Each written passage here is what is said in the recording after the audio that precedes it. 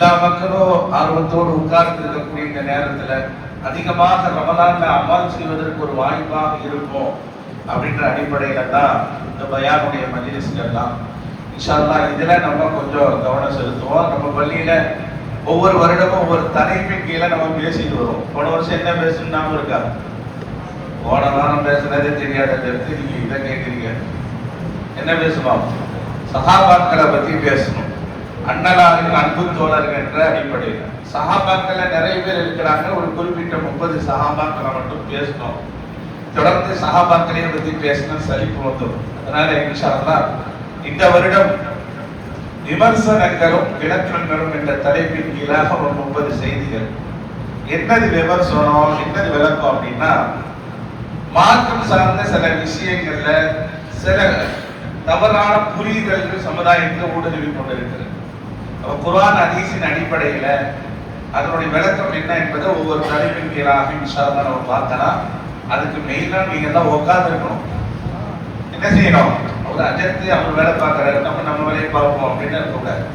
பயான் யாருக்கு? எனக்கும் உங்களுக்கும் சேர்த்துதான். அதனால என்ன, முதல் பயான்ல நம்மள எல்லாரும் இருப்போம். ஏன்னா முதல் நாள் பக்தியோட இருக்கும். 3ஆவது நாள், 4ஆவது நாள், 5ஆவது நாள், 10ஆம் நாள் போனதுக்கு அப்புறம் பாத்தீங்கன்னா பரிதாபமா இருக்கும். என்னமோ அஜர்த்து வேற வழி இல்லாம அவருக்கு ஏதோ ரமலான்ல போனஸ் கொடுக்கறதுனால ஏதோ நம்மளை வச்சு செய்கிறாரு அப்படின்னு நினைக்க கூடாது. பயான் என்பது நம்ம வாழ்க்கையில சீர்திருத்தம் செய்வதற்காக. அதனால இந்த தலைப்பு எதுக்கு எடுத்துருக்கோம்னா, யாரையும் தாக்குறதுக்கோ குறை சொல்றதுக்கோ அல்ல. நம்ம மார்க்கத்தை விளங்க வேண்டிய விஷயங்களை விளங்கணுன்ற அடிப்படை. இன்ஷா அல்லாஹ் நம்ம கடைசி வரைக்கும் இருக்கிறோம். மெயினா இந்த காலத்துல இருக்கிற இளைஞர் சமுதாயம் இந்த விஷயங்களை விளங்கணும். அதுக்காக தான் விமர்சனம் சார்ந்த விஷயங்கள்ல அது மார்க்கம் என்ன விளக்கம் சொல்றதுன்ற தலைப்புல எடுத்திருக்கிறோம். நீங்க கடைசி வரைக்கும் இருப்பீங்கன்ற முழு நம்பிக்கையோட இன்ஷா அல்லாஹ் இந்த தலைப்புல நம்ம பயணிக்கலாம். அதே போல இன்றைக்கு தராவி சம்பந்தமான ஒரு விஷயத்தையும் சொல்லிடுறோம். இன்னைக்கு ஓதப்பட்ட ஜுசுக்கள் 1.5 ஜுசு ஓதிருக்கோம் இல்லையா? நாளைக்கு ஒரு 1.5 ஜுசு ஓதப்படும். அதுக்கப்புறம் ஒரு ஜுசு தான். அதனால இன்னைக்கு 10:30 மணி ஆயிடுச்சு. நாளைக்கு வந்தோடனே 2 நாள் தொடர்ந்து போன 10:30 மணி ஆயிடுச்சு. அதனால தராவி அதோட 27 தான் அப்படின்னு நினைச்சிடாதீங்க. 2 நாள் மட்டும் 1.5 ஜுசு ஓதப்படும். அதுக்கு பின்னாடி ஒரு நாளைக்கு ஒரு ஜுசு தான் இன்ஷா அல்லாஹ் ஒரு 10 மணிக்கு நிறைவு பண்ணிடலாம். ஏன்னா அதையும் இப்ப சொல்ல வேண்டிய ஒரு சூழ்நிலை இருக்கு. என்னதான் வேகமா ஓதுனாலும் சுலபமா ஓதுனாலும் முன்னாடி ஓதுனாலும் பின்னாடி ஓதுனாலும் 30 நிமிஷம் தாண்டி யாரும் போக முடியாது. 31 ஜுசுன்னு ஒண்ணு இருக்கா? இல்ல. சில பள்ளியாசல சொல்லுவாங்க, நாங்களாம் 10 மணிக்குள்ள முடிச்சுட்டு வெளியே வந்துடுவோம். 10 என்ன செய்வேன் அந்த முனையில நின்று ஏதாவது பேசிட்டு கிடப்போம். அதுக்கு பள்ளியில இருந்துகிட்டு நேரத்தை கழிக்கிறது எவ்வளவு பெரிய சவால். அதனால நான் ஆம்சாட்ட தெளிவா சொல்லிட்டேன். ஆம்சா நம்ம மக்கள் பூரா வியாபாரிகள், வியாபாரம் பண்ணிட்டு உடல் களைப்போடு வருவாங்க. அதனால அவங்கள ரொம்ப சிரமப்படுத்தின வேணாம் அப்படின்னு சரின்னு சொல்லிட்டு இன்ஷா அல்லாஹ் ஒரு நாளைக்கு ஒரு ஜூஸ் தான். நாளைக்கு மட்டும் 1.5 ஜூஸ் ஓதிட்டோம் அப்படின்னா அந்த கடைசி நாள் ஈக்குவல் பண்றதுக்காக இந்த கூடுதலாக 2 நாள் 1.5 ஜூஸ் இருக்கும். அதுக்கப்புறம் ஒரு ஜூஸ்ல இன்ஷா அல்லாஹ் நம்ம பயணிப்போம். லேசாக அல்லாஹ் தஆலா ஆக்கி தந்தது புரிவானாக.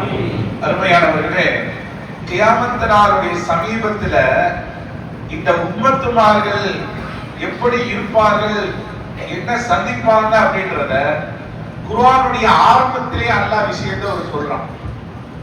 அலிஃப் லாம் மீம் ஜுஸ்ல முதல் பக்கத்திலே நீங்க ஓதப்பட்ட ஆயத்தை வஇதா கீல லஹும் லா துஃப்ஸிது ஃபில் அர்தி காலு இன்னமா நஹ்னு முஸ்லிஹூன். கியாமத் நாளுடைய சமீபத்திலே ஒரு கூட்டம் வெளிவரும். அந்த மக்களில் யார் என்று சொன்னால் மார்க்கத்தை எடுத்து சொல்லுகிறோம் என்ற பெயரால் வருவார்கள். ஹதீஸ்ல ரசூலுல்லாஹ் சொல்றாங்க, யுஹத்திஸூனக்கும், அவர்கள் உங்களுக்கு முன்னால் பயான் செய்வாங்க. எப்படிப்பட்ட பயான் தெரியுமா? மாலம் தஸ்மஹு, நீங்கள் எல்லாம் இதுக்கு முன்னாடி அந்த மாதிரி விஷயத்தை கேட்டுக்கவே மாட்டீங்க. உங்க வாப்பாவும் அந்த மாதிரி பயான்லாம் கேட்டிருக்க மாட்டார். அந்த மாதிரி விஷயங்களை எல்லாம் சொல்லிட்டு ஒரு கூட்டம் வரும். இப்ப இல்ல, ரசூலுல்லாஹ்வுடைய காலத்துல இருந்து அந்த கூட்டம் இருந்துச்சு. ரசூலுல்லாஹ்வுடைய காலத்துல இருந்து தொட்டு இன்றைக்கும் இனி வரும் காலத்திலும் இருக்கும். ஆனா நம்ம தான் சுதாரிச்சு இருக்கணும். அப்ப அல்லாஹ் சொல்றான், வஇதா கீல லஹும் லா துஃப்ஸிது ஃபில் அர்தி, ஏப்பா இந்த பயான் செய்யற பேர்ல மார்க்கத்தின் பேர்ல குர்ஆன் என்ற பேர்ல இப்படி செய்யற பேசுறீன்னு கேட்டா காது அவர்கள் சொல்லுவார்கள் இன்னமா நஹனு முஸ்லிமூன், நாங்க சீர்திருத்தம் பண்றோம், சமுதாயத்தை நாங்கள் நல்வழிப்படுத்துறோம், இறைவனின் பக்கம் அழைக்கிறோம் என்று அவர்கள் சொல்லுவார்கள். ஏன்னா குர்ஆன் ஹதீஸ் தான் எல்லாரும் வாயை அடைக்க முடியும். குர்ஆனை பொறுத்த வரைக்கும் ஹதீஸை பொறுத்த வரைக்கும் தனக்கு சாதகமா எப்படி வேணாலும் திருப்பலாம். அப்படி ஒரு டெக்னிக் இருக்கு, அது ஓதுறவங்களுக்கு தெரியும். தேவைன்னா ஒரு ஹதீஸ், தேவையில்லைன்னா ஒரு ஹதீஸ் கொண்டு வரணும். ஆனா அல்லாஹ் ரசூல் அது எதற்காக சொன்னார்ன்ற விஷயத்தை பார்க்கறது தான் இந்த விமர்சனம் விளக்கணும்ன்ற தலைப்பு. அப்ப என்ன செய்வாங்க, அல்லாஹ் குர்ஆனில் சொல்லுகிறான், நபி அவர்கள் இப்படி சொல்லுகிறார்கள் அப்படின்னு ஒருவேளை இருக்குமோ அப்படின்னு சொல்லி பயந்து நம்பிடுவோம். ஆனா சொல்லப்பட்ட கருத்து அதுவா இருக்காது. அப்ப அல்லாஹ் சொல்றான் இப்படி எல்லாம் ஒரு கூட்டம் வரும், ஏன் இப்படி சொல்லுகிறீர்கள் என்று கேட்டால் காலோ அவர்கள் சொல்லுவார்கள் இன்னமா நஹனு முஸ்லிமூன், நாங்கள் சீர்திருத்தம் சமுதாயத்தை சீர்திருத்தம் பண்றோம் அப்படின்பாங்க. அலா அறிந்து கொள்ளுங்கள் மக்களே, ஹுமுல் முஃப்ஸிதூன், அவதான் ஃபசாத் புரிச்சவன். அல்லாஹ் சொல்றான் அவன் உண்மையான சீர்திருத்தவாதி அல்ல. இந்த மார்க்கத்தின் பெயரால் குர்ஆனின் பெயரால் சமுதாயத்திலே குழப்பத்தை உண்டு பண்ணக்கூடியவன். அதனால் அவர்கள் எல்லா காலத்திலும் இருப்பார்கள், நீங்கள் தான் சீர்திருத்தம் பெற்றுக் கொள்ளணும். ஆகையால் அது சார்ந்த விஷயங்கள் என்ன, நிறைய விஷயங்கள்ல மசாயில் வருது, இதுவா அதுவா, எதை பின்பற்றுவது, இது சரியா அது சரியான்ற சில மசாயில்கள் எல்லாம் இருக்கு. அது சார்ந்த சில விளக்கங்களை ஒவ்வொரு நாளைக்கும் ஒரு தலைப்புல 10 நிமிஷத்துக்கு தான் பார்ப்போம் இன்ஷா அல்லாஹ். ரொம்ப விளக்கெல்லாம் கிடையாது. நம்முடைய நோக்கம் என்ன அப்படின்னா, நாம் பயணிக்கக்கூடிய அந்த பாதை, நாம் போகக்கூடிய அந்த மார்க்கத்தினுடைய பாதை அல்லாஹ்வுடைய ரசூலை சென்று அடையக்கூடியதா இருக்கணும், வழி தவறி போகக்கூடாது.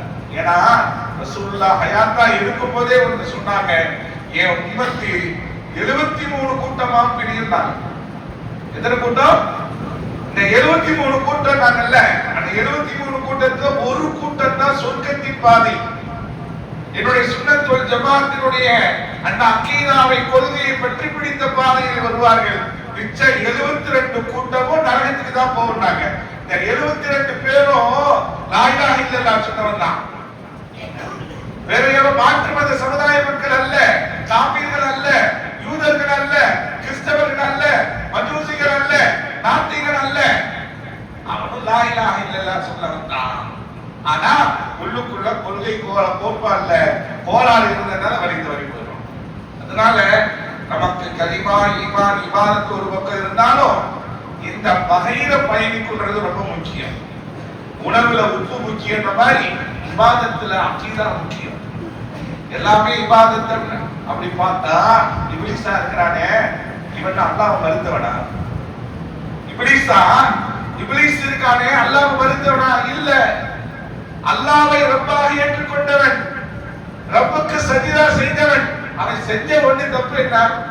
ஆதமுக்கு தான் சஜிதா செய்ய மாட்டேன் மறுத்தான், அல்லாஹ்வுக்கு செய்ய மாட்டேன் மறுக்கல. அவன் கொள்கையில ஓட்டை. அதனாலதான் அல்லாஹ் தூக்கி ஏறிட்டான், சொன்னதை விட்டுட்டு நீ சாபத்தில் புரிந்தான். அப்ப அல்லாஹ்வை வணங்கினா மட்டும் பத்தாது, முஸ்லிமா இருந்தா மட்டும் பத்தாது, கொள்கையில துடிப்பாக உறுதியாக அந்த ரசூலை சென்று அடையக்கூடிய பாதையாக இருக்க வேண்டும். இதுதான் நமக்கு சொல்லப்படக்கூடிய மிக முக்கியமான விஷயம். அதைத்தான் அல்லாஹ் தஆலா அலிஃப் லாம் மீம் சூராவிலே என்ன செஞ்சிட்டான்? காலங்கள் செல்ல செல்ல பித்னாக்கள் உருவெடுக்கும், அந்த பித்னாக்களின் போது நீங்கள் சுதாரித்துக் கொள்ளுங்கள். அவன் குழப்பறவன் குழப்பிட்டு தான் இருப்பான், நீங்க விளங்குறவங்க நீங்க தான் சுதாரித்துக் கொள்ளணும். ஏனென்றால் சைத்தானுடைய வேலை குழப்புறது.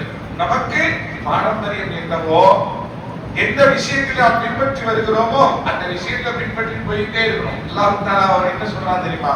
உங்களால முடிந்த அளவுக்கு எனக்கு பயந்து இபாதத் செய்யணும், அவ்வளவுதான், என் ரஹ்மத் உனக்கு உண்டு. ரொம்ப மார்க்கத்துல போட்டு நோண்டி நொங்கெடுத்து இது எப்படியா அது எப்படியா அப்படியா இப்படியா கொண்டா மவுத் வரைக்கும் இபாதத் செய்ய முடியாது. மவுத் வரைக்கும் இன்னைக்கு பிற விஷயங்கள் பார்த்தோம், வேற பார்த்தாச்சாமா பார்க்கலையாமா ஒரே போன்கள் மாறி மாறி வந்துகிட்டு இருந்துச்சு. அப்ப ஒருத்தர் சொன்னாரு, இது ஒரு பெரிய இதா இருக்குல்ல அப்படின்னாரு. மார்க்கம் தெளிவாகத்தான் சொல்லுது, பிறை பார்த்து நோன்பு வையுங்கள், பிறை பார்த்து நோன்பு முடியுங்கட்டு. ஆனா நடுவுல வந்தவன் தான் குழப்பறான். ரசூலுல்லாஹ் குழப்பத்திற்கு நான் வழி காட்டுங்க. ஓகேவா? என்ன ஒரு விஷயம், நம்ம தான் குழம்பி போறோம். நம்ம எந்த ஊர்ல வாழ்றோம், எந்த ஊர்ல வாழ்றோமோ இந்த ஊர்ல என்ன பெற தெரியுதா, அல்ஹம்துலில்லாஹ், ஓகே டிக்ளேர், முடிஞ்சு போச்சு. நீ இங்க இருந்து எதுக்கு சவுதியை எட்டி பார்க்க, இங்க இருந்து அமெரிக்காவை எட்டி பார்க்காத. ஓ ஊர்ல இருந்துட்டு உனக்கு பெற தெரிஞ்சா அல்ஹம்துலில்லாஹ், பெற தெரியல மறுநாள் முடிஞ்சு போச்சு. ரெண்டே நாள் தான் பெற பார்த்தா அன்னைக்கு உண்டு, மறுநாள் பெற தெரியலன்னா கன்ஃபார்ம். ஏன்னா 30க்கு மேல 31ன்றது இஸ்லாமிய மாதத்துல கிடையாது.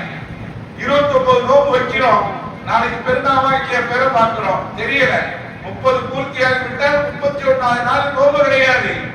ஆட்டோமேட்டிக்கா என்னது பெருநாதான். அப்ப மார்க்கம் தெளிவா நமக்கு சொல்லி இருக்கிறார். விளக்குற விஷயத்தை நம்ம தான் பின்னிக்கிறோம். இந்த மாதிரி நிறைய மார்க்க விஷயம் சார்ந்த விஷயங்கள்ல நாம் தெரிந்து கொள்ள வேண்டிய விஷயங்கள்லாம் இருக்கு. ஒவ்வொரு நாளைக்கும் நம்ம பார்க்கலாம். தெளிவா இதே மாதிரி வாங்க. குறிப்பாக இளைஞர்கள் வரக்கூடிய சமுதாயங்கள் இந்த விஷயங்களை நம்ம விளங்கி அறிந்து செயல்படணும். வல்லோன் அல்லாஹ் தஆலா சத்தியத்தின் பாதையிலே நம்மை நடத்தாட்டி செல்வானாக. வாசல் தகவானாக. அல்ஹம்துலில்லாஹி ரப்பில் ஆலமீன்.